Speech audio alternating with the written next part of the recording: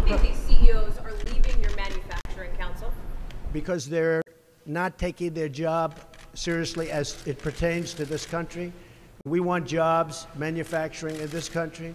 If you look at some of those people that you're talking about, they're outside of the country. They're having a lot of their product made outside. If you look at Merck as an example, take a look where, excuse me, take a look at where their product is made. It's made outside of our country. We want products made in the country. Now, I have to tell you, some of the folks that will leave, they're leaving with embarrassment because they make their products outside. And I've been lecturing them, including the gentleman that you're referring to, about you have to bring it back to the country. You can't do it necessarily in Ireland and all of these other places. You have to bring this work back to this country. That's what I want. I want manufacturing to be back into the United States so that American workers can benefit. Let me ask you, Mr. President, why did you wait so long to last neo-Nazi? I didn't wait long. I didn't wait long. I didn't wait long. I wanted to make sure, unlike most politicians, that what I said was correct, not make a quick statement. The statement I made on Saturday, the first statement, was a fine statement. But you don't make statements that direct unless you know the fact. It takes a little while to get the facts. You still don't know the facts. And it's a very, very important process to me. And it's a very important statement. So I don't want to go quickly and just make a statement for the sake of making a political statement. I want to know the facts. If you go back to my, in fact, I brought it. Who did you bring, Mr. President? As I said on, remember this, Saturday, we condemn in the strongest possible terms this egregious display of hatred, bigotry, and violence. It has no place in America. And then I went on from there. Now, here's the thing. Excuse me. Take it nice and easy. Here's the thing. When I make a statement, I like to be correct. I want the facts. This event just happened. In fact, a lot of the event didn't even happen yet as we were speaking. This event just happened. Before I make a statement, I need the facts. So I don't want to rush into a statement. So making the statement when I made it was excellent. In fact, the young woman, who I hear is a fantastic young woman, and it was on NBC, her mother wrote me and said through, I guess, Twitter, social media, the nicest things, and I very much appreciated that. I hear she was a fine, really actually an incredible young woman, but her mother on Twitter thanked me for what I said. And honestly, if the press were not fake, and if it was honest, the press would have said what I said was very nice. But unlike you and unlike the media, before I make a statement, I like to know the facts.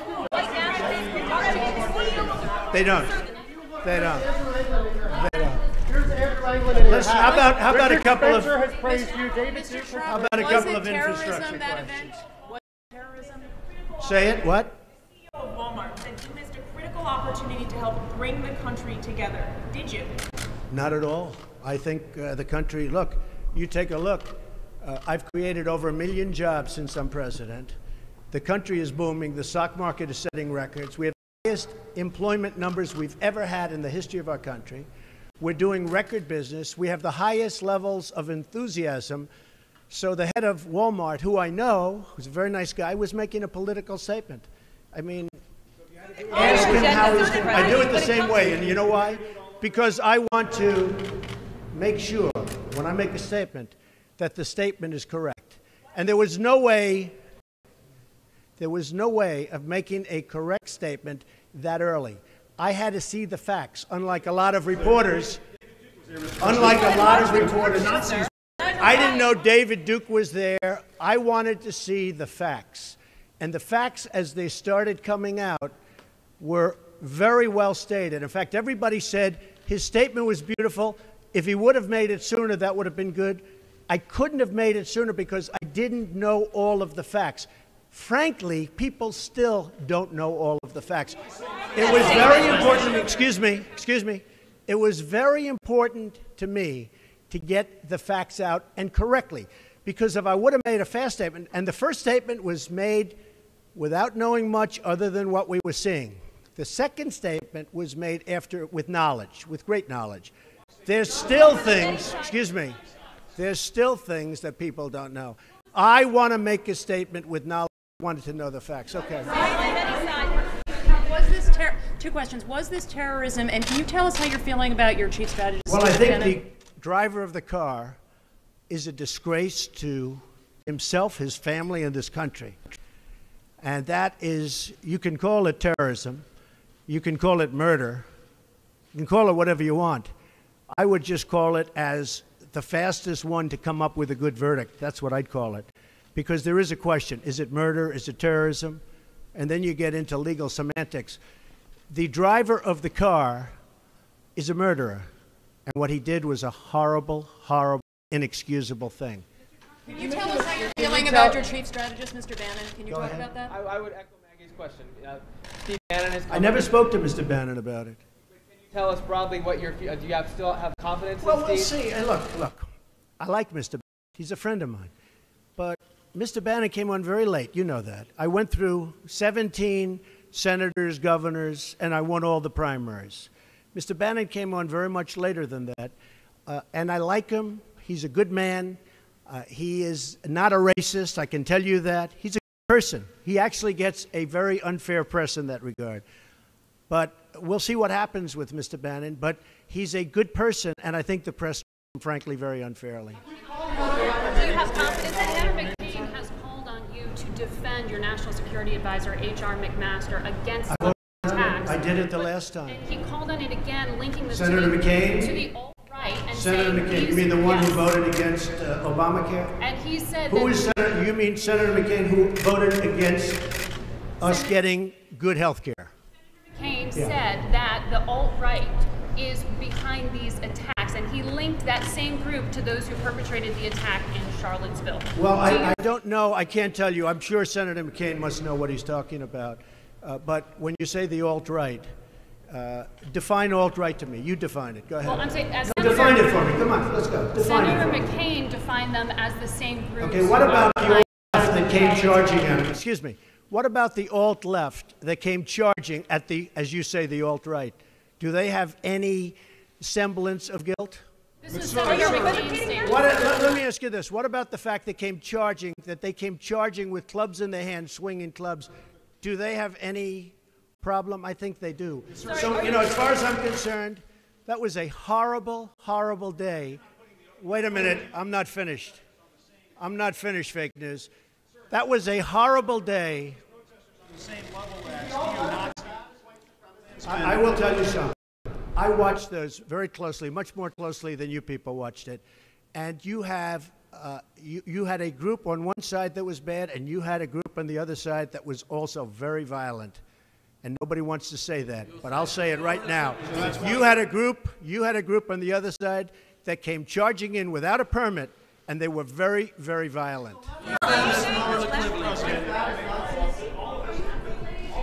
Go ahead. Do you think that what you call the alt-left is the same as neo-Nazis? Those people, all of those people, excuse me, I've condemned neo-Nazis. I've condemned many different groups, but not all of those people were neo-Nazis, believe me. Not all of those people were white supremacists by any stretch. Those people were also there because they wanted to protest the taking down of a statue, Robert E. So, excuse me, and you take a look at some of the groups and you see, and you know it if you were honest reporters, which in many cases you're not, but many of those people were there to protest the taking down of the statue of Robert E. Lee. So, this week's Robert E. Lee, I noticed that Stonewall Jackson's coming down. I wonder, is it George Washington next week, and is it Thomas Jefferson the week after? You know, you really do have to ask yourself, where does it stop? But they were there to protest, excuse me, you take a look the night before, they were there to protest the taking down of the statue of Robert E. Lee. Infrastructure question, go ahead. Should statues of Robert E. Lee stay up? I would say that's to a local town, community, or the federal government, depending on where it is located. Are you against the Confederacy? About race relations in America, and do you think things have gotten worse or better since you took office? I think they've gotten better or the same. Look, they've been frayed for a long time, and you can ask President Obama about that because he'd make speeches about it. But I believe that the fact that I brought in, it will be millions of jobs. You see where companies are moving back into our country. I think that's going to have a tremendous positive impact on race relations. We have companies coming back into our country. We have 2 car companies that just announced. We have Foxconn in Wisconsin just announced. We have many companies, I say, pouring back into the country. I think that's going to have a huge positive impact on race relations. You know why? It's jobs. What people want now, they want jobs. They want great jobs with good pay. And when they have that, you watch how race relations will be. And I'll tell you, we're spending a lot of money on the inner cities. We're fixing the inner cities. We're doing far more than anybody's done with respect to the inner cities. It's a priority for me, and it's very important. Mr. President, are you putting what you're calling the alt-left and white supremacists on the same moral plane? I'm not putting anybody on a moral plane. What I'm saying is this. You had a group on one side and you had a group on the other, and they came at each other with clubs, and it was vicious, and it was horrible. A horrible thing to watch. But there is another side. There was a group on this side, you can call them the left, or you've just called them the left, that came violently attacking the other group. So you can say what you want, but that's the way it is. On both sides, sir? You said there was hatred, there was violence on both sides. Well, I do think there's blame, yes. I think there's blame on both sides. You look at both sides. I think there's blame on both sides, and I have no doubt about it, and you don't have any doubt about it either. And if you reported it accurately, you would say. Kill the person. Heather hired Charlottesville. They showed up in Charlottesville Excuse me. to protest. Excuse me. They didn't put themselves down as you. And you had some very bad people in that group, but you also had people that were very fine people on both sides. You had people in that group, excuse me, I saw the same pictures you did. You had people in that group that were there to protest the taking down of, to them, a very, very important statue and the renaming of a park from Robert E. Lee to another name. Robert E. Lee are not the same. Well, no, George Washington was a slave owner. Was George Washington a slave owner? So will George Washington now lose his status? Are we going to take down, excuse me, are we going to take down statues to George Washington? How about Thomas Jefferson? What do you think of Thomas Jefferson? You like him? Okay, good. Are we going to take down the statue? Because he was a major slave owner. Now we're going to take down his statue. So you know what? It's fine. You're changing history, you're changing culture, and you had people, and I'm not talking about the neo-Nazis and the white nationalists, because they should be condemned totally. But you had many people in that group other than neo-Nazis and white nationalists, okay? And the press has treated them absolutely unfairly. Now, in the other group also, you had some fine people, but you also had troublemakers, and you see them come with the black outfits and with the helmets and with baseball bats. You had a lot of bad people in the other group too. Treated unfairly, sir. I'm sorry, I just didn't understand what you were saying. You were saying the press has treated white nationalists unfairly? No, I just didn't understand what you were saying. No. There were people in that rally, and I looked the night before. If you look, there were people protesting very quietly the taking down of the statue of Robert E. Lee. I'm sure in that group there were some bad ones. The following day it looked like they had some rough, bad people, neo-Nazis, white nationalists, whatever you want to call them. But you had a lot of people in that group that were there to innocently protest and very legally protest because, you know, I don't know if you know, they had a permit. The other group didn't have a permit. So I only tell you this. There are two sides to a story. I thought what took place was a horrible moment for our country, a horrible moment. But there are two sides to the country. Does anybody have a final? Does anybody have? You have an infrastructure. What makes you think you can get an infrastructure bill? You didn't get health care. Well, you know, I'll tell you. We came very close with health care. Unfortunately, John McCain decided to vote against it at the last minute. You'll have to ask John McCain why he did that. But we came very close to health care. We will end up getting health care. But we'll get the infrastructure, and actually infrastructure is something that I think we'll have bipartisan support on. I actually think Democrats will go along with the infrastructure. Have you spoken to the family? Have you spoken to the family of the victim of the car attack? No, I'll be reaching out. I'll be reaching out. When will you be reaching out? I was very, I thought the statement put out The mother's statement, I thought, was a beautiful statement. I always tell you, it was something that I really appreciated. I thought it was terrific, and really under the kind of stress that she's under and the heartache that she's under, I thought putting out that statement to me was really something I won't forget. Thank you all very much. Thank you. Thank you. Mr. President, do you think you're helping to heal the nation?